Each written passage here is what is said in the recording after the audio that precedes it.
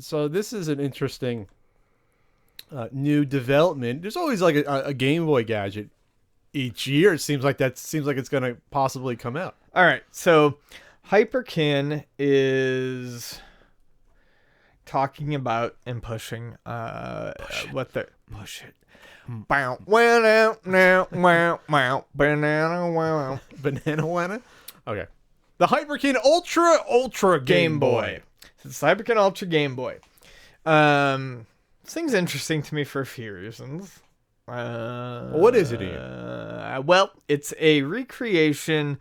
Essentially, they don't mention it anywhere, but it's a Game Boy Light Plus. And they showed this at CES. Is essentially what it is. And they showed it at CES. It's an actual portable Game Boy. It's not like their stupid product from last year that I couldn't understand why they made, which was the Game Boy that you slid your phone into. Smart Boy. Yeah, which still required cartridges. Smart Boy is $50 on Amazon or $40 on Amazon. It doesn't have the greatest reviews. Yeah, by the way, that was when it was an Android phone you slid in, and you basically had an app to play the game. And you still load up the ROMs. Right. Or no, you put the cartridge in. Cartridge. And there was an emulator to play it, and then it's dumb. It's dumb as fuck, and it's way too expensive.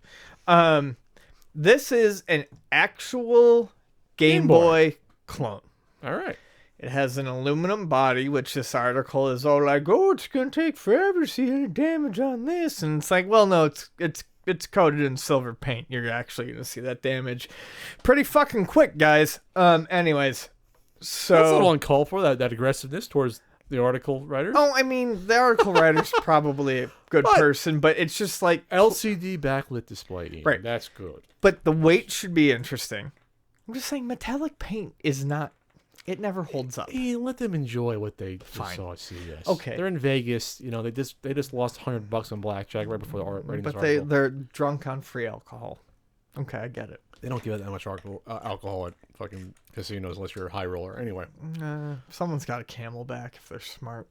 All right. Anyways. So the backlight looks pretty cool to me. It looks pretty clear. The backlight is cool because it goes through different colors. The body is aluminum. You can turn it off just like a Game Boy Light. It'll have an in-between switch, I'm assuming. Rechargeable battery. That's cool. Yeah, but of only 6 hours, which you get more of out of normal batteries. Okay, fine. So 6-hour rechargeable battery. USB-C. Yeah, with USB-C. Stereo speakers. I'm getting there, Patrick. The backlight will go through the different colors, so it'll be like all those modded Game Boys. Oh. The stereo speakers, though, are what is very interesting. So we've got supposedly durability from the aluminum casing, but we have stereo outs for left and right. People go, why? All the Game Boy games are mono. Well, as this article kind of downplays, there's a huge chiptune community. It's actually a thing, and it's actually a big thing. Most people know about that. Be very condescending towards Gizmodo, Ian. I'm not trying to be. I just love the Game Boy, and I feel like You're a dickhead to Gizmodo. No, I like Gizmodo, but it's like, I mean, the article. I just feel like some of the ways in which it's worded. Look, be happy this is coming out. Here it is. Aside from appealing to retro gamers, Hyperkin's Ultra Game Boy is also being customized for chiptune musicians who use the classic console to create modern electronic tunes. Yes, it's a thing, and a very popular thing. Okay, congratulations. I mean, they're letting me know if someone doesn't know that. They're informing us. Maybe it was just the tone. The tone is the one you put into it. You put your own tone into that. That was a neutral tone, Ian, when you're right. Maybe I really just want to eat a fucking handful of Klonopin right now. That's probably the truth. You're being very ornery. You're being very surly right now, Ian. Okay, hold on. I thought you would love this idea. I do. This is a great idea. It is. It's a great idea, except for $100 is probably way too much for it. Is it going to be $100? Under 100, which means $99.99. Hold on. Is back. Andrew Lazewski. Anything mean I've said tonight, you gotta tweet out and apologize, is because of drug withdrawal and not because I don't like you. You've done a good thing by bringing this up and by pointing out that this is useful for chiptune musicians. So please accept my apology. you're probably a good dude in real life. So this is, he brings the possibility of not knowing if you can play Game Boy Color carts on it. It doesn't look like you can. See, that's a big failure. In the one picture they have the R-Type. Is that a Game Boy Color and Game Boy No, regular? see, black works for regular and color. Okay, So that's a huge fail if this cannot do Game Boy Color. There's no way this will sell for $100. I don't think so. It'll sell to your yeah. Some people do chiptunes, but no one else will want you it. listen to me? You cannot backlight a color screen. We can turn it off though. Okay. So just turn it off then. All I'm saying is- still this. No. That doesn't work.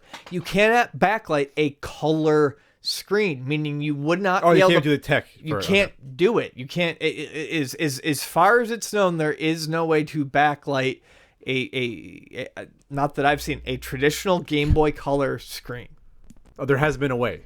I was gonna say because the GBASP screen is backlit.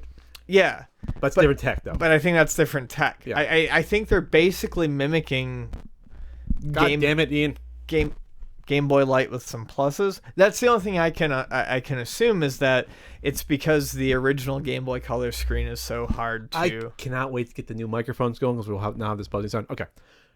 Is there a market for just regular Game Boy games at $100? You think no? If it's really $99.99, actually, with the price that modded Game Boys are going for right now for chip tuning, quite possibly to just the chip tuning market. But Not big enough to do a huge run though. I mean, I would have to see how hefty it feels. If it's actually of good quality, this could be something interesting. Because the Game Boy Light never got released in the US. And ever since I actually got mine, I use it a ton. And I think that it would find a market, but it has to be of high quality. if you got yours modded to do what this does, what would it cost? If you got a regular Game Boy or Game Boy Pocket to do this, Pocket's out of the question. I have a regular Game Boy that can do this and more. At the time, I got it for $60, but that was years and years 60 ago. modded plus what you paid for. That was years Plus, and years. it's a huge fucking thing. But that was all said and done. It's Okay. probably about 100 now. So I would go for this because this will probably, I think purists are gonna want the original hardware. It's still chiptune artists are extraordinarily like original hardware people. Okay. But I still think it's cool just because we need to see I see so many beat up Game Boys come into the store that this could be a really nice, interesting option. I think if this was say $70, I was gonna say $79.99 maximum. and you'll get more people biting on it because I think not having the Game Boy Color, people will be like, well, then I still need to carry around my other Game Boy then to play those games. So it's like, yeah. $79.99 maximum for the enthusiast. I think if you wanted people to adopt it really well, you would have to release it at 50 to 60, and I don't think they can. Not with that tech, they probably couldn't. No. Because if that Smart Boy's selling for 40 to 50, Right. they got to make a profit on it. Obviously, it's not just charity. Capitalism.